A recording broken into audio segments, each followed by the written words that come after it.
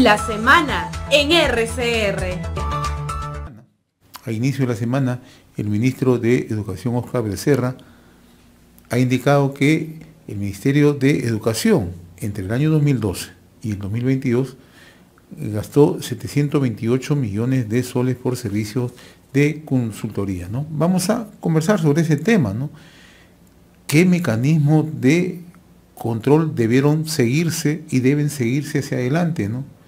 Y cuánto son necesarias o no, en este caso, las consultorías. Vamos a dialogar con Gustavo Nakamura, especialista en políticas públicas, director del programa Políticas Públicas en RCR, y le agradecemos como siempre la amabilidad de compartir esta comunicación con la semana en RCR. Gustavo, fuerte abrazo, muy amable. Hola José, ¿qué tal? Muy buenos días. Muchas gracias por la invitación.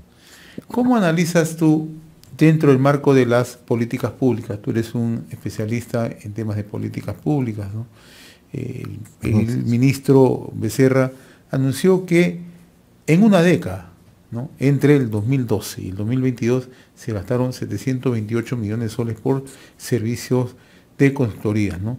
Pero además fue un poco más, amplió que estas consultorías también se realizaron en la SUNEDU, ¿no? ¿Cómo analizar este tema, ¿no?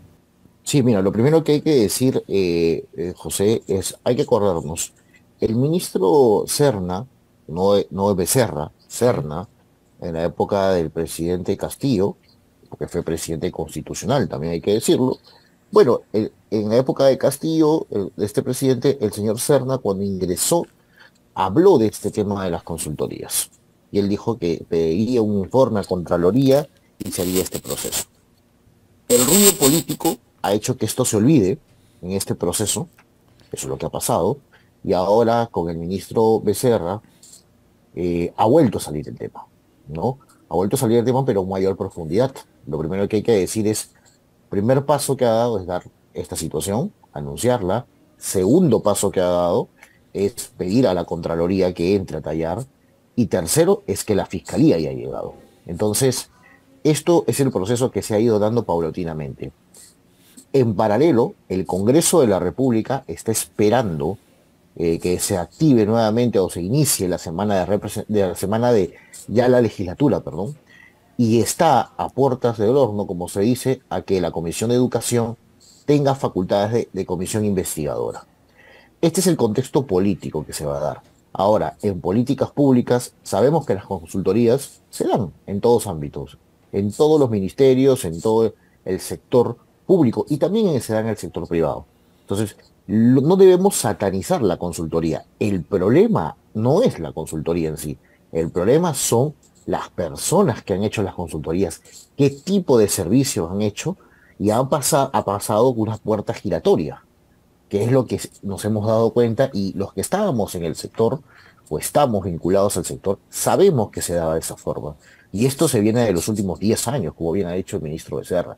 Lo que pasa es que ahora ha salido a la luz nombre de personas, diversos consultores que han tenido cargos públicos, viceministros, ministros, directores generales de ministerios, consejeros nacionales de educación, que después le hacían servicios al ministerio por una u otra forma, directa o indirectamente.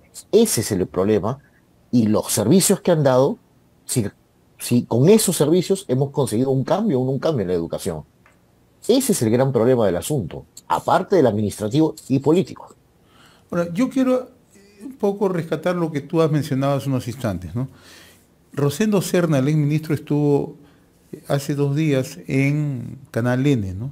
Y allí también volvió a reiterar algo que desde cuando asumió funciones como ministro de Educación en el gobierno de Pedro Castillo, él indicaba que durante su permanencia en el Ministerio de Educación ya tenía conocimiento de esta consultoría. Pero hace 2 días fue más allá. Él ha dicho que desde el gobierno de Humala, de Pedro Pablo Kuczynski, de Martín Vizcarra, de Francisco Sagasti, ¿no?, se han conocido estos casos, ¿no? Mi pregunta es muy concreta cuando tú señalas que en políticas públicas se conoce la necesidad muchas veces de establecer consultorías, ¿no? Pero ¿cuánto es necesaria una consultoría y qué utilidad tiene? ¿Y cómo corroboramos que estas consultorías tienen esa utilidad para evitar lo que ha denunciado tanto Óscar Becerra como el exministro Serna de la puerta giratoria? Esto es muy importante, José, tu pregunta, y te agradezco por la pregunta. Mira, a ver, lo primero que hay que decir, el ministro Becerra pertenece, algunos dicen, no, está la facción conservadora política. Más allá de eso, está en la sucesión constitucional de Dina Boluarte. Rosendo Cerda estaba con el señor Castillo, con el que fue presidente Castillo, que dio un golpe de Estado. Dos antípodas, ¿no? Ambos, dos antípodas que han dicho lo mismo. Han dicho lo mismo, que hay algo concreto en el ministerio, la famosa puerta giratoria. ¿Y por qué la famosa puerta giratoria? O sea, lo que pasa es que en el sector público es bueno que haya consultorías. La gran pregunta es, ¿esas consultorías son necesarias? ¿No lo podía hacer el funcionario público que está de planta aquellas consultorías? ¿Necesitamos mayores consultores o informes para hacer el trabajo que tenía que hacer la persona encargada en el Ministerio de Educación? Ahí hay responsabilidades de funcionarios.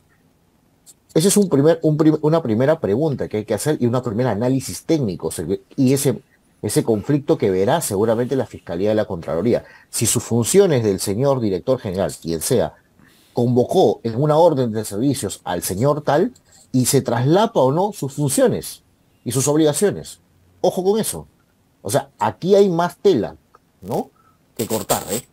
Segundo punto, esa persona que le hace servicios pertenece a una entidad adjunta al ministerio, como fue el Consejo Nacional de Educación. Recuerda que desde Martín Benavides hacia atrás no tenían este reglamento los consejeros de contratación directa o indirecta.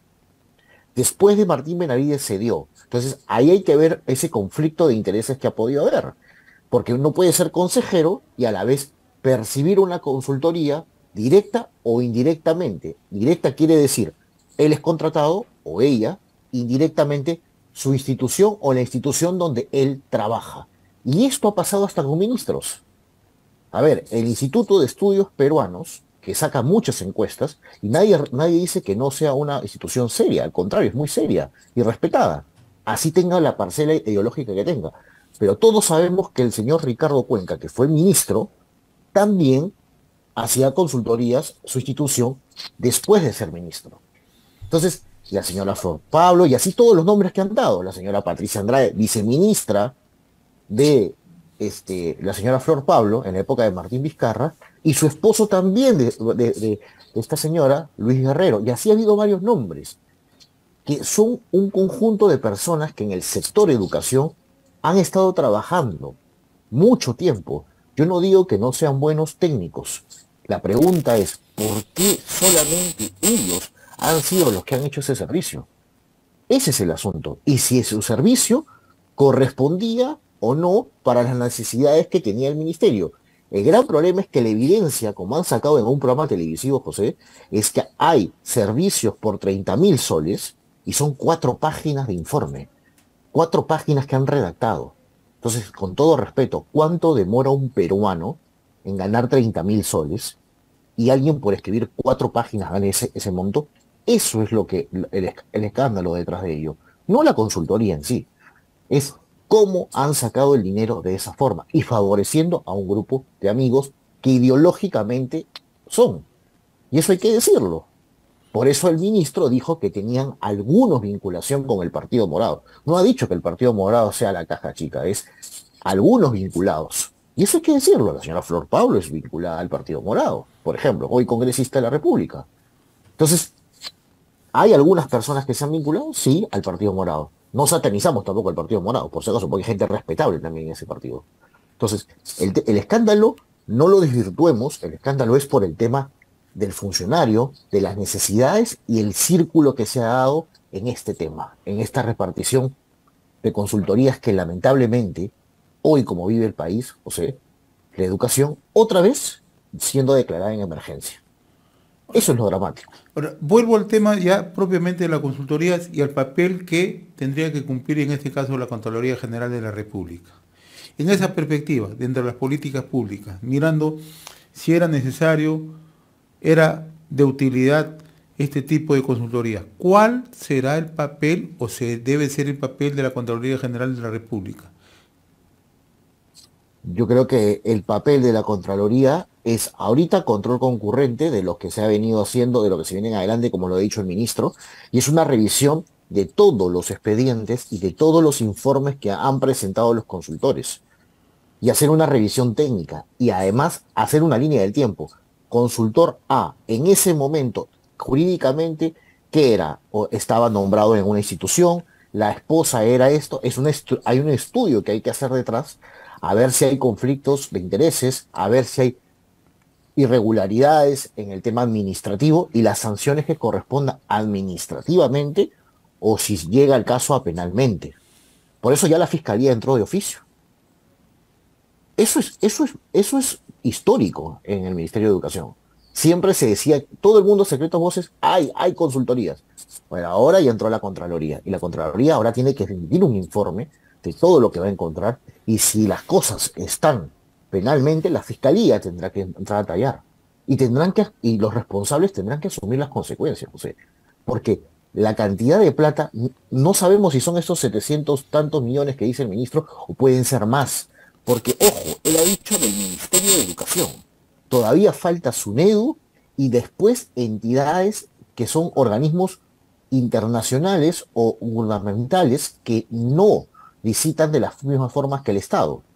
Hablo de Banco Mundial, Banco Interamericano, hablo de la OEI, hablo de la UNESCO. ¿Cuánta plata se ha ido ahí? También. Y seguramente hay cosas muy positivas que se hacen por el tema educativo. Pero ¿qué pasa si no lo son? Entonces, si hemos entrado a este punto, que se revise todo. Que se revise todo. Y que la población sepa quiénes se han favorecido, si es que se han favorecido con este tema. Y que no tengan miedo a eso. Y el Congreso de la República, con esta comisión investigadora, tiene que citar uno por uno a estos señores. Porque ahí se va a venir, hay gente que tiene vinculación política. Esto es lo que hay que avanzar en esa lucha, sin descuidar que el ministro tendrá que ver el lista escolar y todo lo que ya sabemos. Entonces, la verdad, José, yo creo que hemos avanzado significativamente en este rubro. Y nosotros, me acuerdo de hace 3, 4 años, cuando teníamos incluso, hablemos de políticas públicas, hablemos de educación, hablábamos en RCR de esto. Y siempre lo denunciábamos. Y nadie nos hacía caso. Gustavo, y en esta caja de Pandora, quizá tampoco estamos poniendo los reflectores a otras instituciones, ¿no? Me refiero a las direcciones regionales de educación. ¿En algún momento tienen alguna fiscalización? ¿Se puede dar también este tema de consultorías que probablemente los reflectores no estén enfocados hacia ellas? Así es, José. Tendríamos que entrar en gobiernos regionales y en gobiernos locales. Tú sabes bien que yo hace poco he dejado de ser regidor metropolitano en la gestión pasada y también hay consultorías, como bien ha dicho López Aliaga, en el tema de la Municipalidad Metropolitana de Lima. O sea, los gobiernos locales y los gobiernos regionales también hacen ese tipo de servicios. Entonces, hay que revisar. Ahí probablemente nos vamos a dar con mayores sorpresas. Con mayores sorpresas. Entonces, ¿cuánto presupuesto se está dando? ¿Y saben por qué lo digo sorpresas? Porque justo están en consultorías de menor cuantía, que se le llama, ¿no? En contratación pública. Están debajo del radar. Así le dicen en la jerga pública. Debajo de que no pase una licitación de eso. Ahí corre mucha agua. Mucha agua va a correr, José. Y eso es lamentable. Es lamentable porque son tantos recursos económicos que se han perdido en estos temas, algunos bien invertidos seguramente que sí, eso lo tendrá que decir el órgano competente, pero ¿cuánta plata se ha dejado para las infraestructuras? Que hoy se habla que la infraestructura educativa de los colegios está mal, hoy se habla que los docentes, el aumento, hoy se habla de muchas cosas. Bueno, esa plata se fue por ahí. Y el gran problema es que los que han hecho estas consultorías, la gran mayoría de estos señores, hablan de las gran reformas educativas. Ese es el doble discurso, eso es lo lamentable, ¿no? Hablan de las grandes brechas sociales. Los únicos que han cerrado brechas sociales, lamentablemente, José, son ellos a lo mejor. Eso es lo lamentable que ha pasado. Y es dinero de todos nosotros los peruanos. Ojalá que esto tenga luz pronto, que el Congreso actúe como debe actuar, la Contraloría como debe actuar, la Fiscalía y el ministro siga en esa senda. Porque va a ser muy atacado, te lo digo. Hay mucha gente que se está preparando para atacarlo, porque obviamente sus nombres van a salir a la luz. O Y sea, creo que o sea, va a haber un conflicto muy fuerte, ¿no? tú consideras que se van a conocer más cosas. Por lo que mencionabas hace unos instantes, no se está abordando a fondo el tema de SUNEDU, no se está abordando el tema de organismos internacionales multilaterales. Esos temas no se está tocando. Así es. Van a salir más nombres. Si el ministro está como veo que en la vida está, José, la cosa va a ser más dura y va a ser más escandalosa. Va a ser más escandalosa. No te sorprende y te adelanto, gente que cobraba órdenes de servicio por el ministerio, pero su empresa ganaba licitaciones con un organismo internacional. Así de claro, su misma razón social. Así de duro vamos a encontrar cosas. Y vinculados a temas políticos, a políticos, Eso ya es o más que, cargos públicos. eso es más que conflicto de intereses ya. Es mucho más. Bueno, Eso es ya, mucho más. sí, en realidad, ¿no? Bien, vamos a esperar. Un último comentario. Que el Ministerio de Educación acaba ya de formalizar la designación de el nuevo superintendente de la Superintendencia Nacional de Educación Superior Universitaria SUNEDU, ¿no?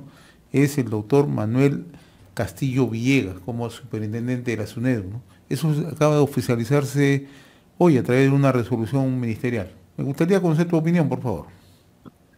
Bueno, primero que nada, hay que decir que la SUNEDU ha habido una nueva ley y es constitucional, el TC lo ha dicho, y hay que respetarla, y se ha respetado la ley. Se ha respetado la ley, mucha gente ha alegado el tema de reglamento, reglamentación. La anterior ley no hubo reglamentación y nadie dijo nada. Eso es lo curioso. Ahora con esta, porque no es como algunos quieren, entonces sí necesita reglamento. Hoy hay un nuevo superintendente, tiene que entrar a tallar con su consejo directivo. Sé que todavía faltan algunos miembros, como el CINEACE, el CONCITEC, me parece que también faltan las universidades privadas, pero lo que tiene que hacer este nuevo superintendente es otra vez lo que ha hecho el ministro Becerra. Es entrar a tallar y ver cómo está la SUNEDU en este momento, en todo momento. En los estándares, lo que se ha evaluado, las consultorías que también ha habido ahí, las órdenes de servicio, cómo está la educación superior universitaria y no universitaria a través de SUNEDU. Lo primero que tiene que hacer el superintendente, y yo creo que en un transcurso de 2 o 3 semanas él debe salir al fresco como el ministro y decir, esto es lo que hemos encontrado en la superintendencia. Si no, va a ser muy complicado, va a ser muy complicado. Y después de eso, esto es lo que hemos encontrado y este es nuestro plan. Ahora pasamos el primer piso del licenciamiento. Ahora, ¿qué viene? La acreditación de carreras, la acreditación de universidades, qué estándares de calidad vamos a pensar. Ya no solamente los estándares de funcionamiento, sino vayamos más arriba. Yo creo, invito al superintendente que haga esa figura y puedan trabajar de cara a la calidad educativa. Es que esa es la función de la SUNEDU. Fue el ordenamiento, ahora hay que pensar en calidad. Y los que se quedaron fuera porque realmente sus estándares no cumplían, se quedan afuera. O sea, lo siento. Que pasen nuevamente expediente, pero que cumplan los estándares que el país necesita. Porque nos merecemos una mejor educación todos, pública, porque todos los que pagamos impuestos. Así de claro es esto. Y Porque ese dinero es de todos. finalmente, la decisión del Tribunal Constitucional precisamente sobre este tema es SUNEDU. Ujú. ¿Cómo lo Bueno, observas? yo creo que ya lo dijo, ha dictaminado y es el Tribunal Constitucional, ¿no? Cuando el Tribunal Constitucional hacía otros dictámenes de otra índole y era de otro matiz, entiendo, político, nadie decía, no, no, está muy bien, no, el TC hay que respetar la Constitución. Pero ahora que no lo es, no, eso no es inconstitucional, está vulnerando las facultades y alegatos. Ese es el doble discurso que hemos tenido durante mucho tiempo. Ya el TC lo dijo, se debe cumplir, así como antes, lo que hizo otros TC anteriores. Este ya determinó y se tiene que cumplir las acciones que dice el Tribunal Constitucional. Nos guste o no nos guste, porque la ley está hecha para cumplir, no a ver si me gusta o si está de acuerdo a los intereses que a mí me convienen. No, lo que conviene al país es la institucionalidad esto es lo que ha determinado, eso hay que ejecutarlo. Y se acabó, ya no hay más rollo. Ya está el nuevo equipo de la nueva Consejo Directivo de SUNEDU y tiene que seguir adelante con la elección de los demás miembros y a trabajar por la calidad educativa del país, que eso se necesita a gritos.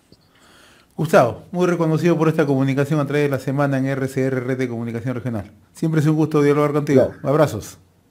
Gracias, José, un abrazo. Bueno, y gracias. Conversamos con Gustavo Nakamura, especialista en políticas públicas, director del programa Políticas Públicas en RCR, Red de Comunicación Regional. La semana en RCR.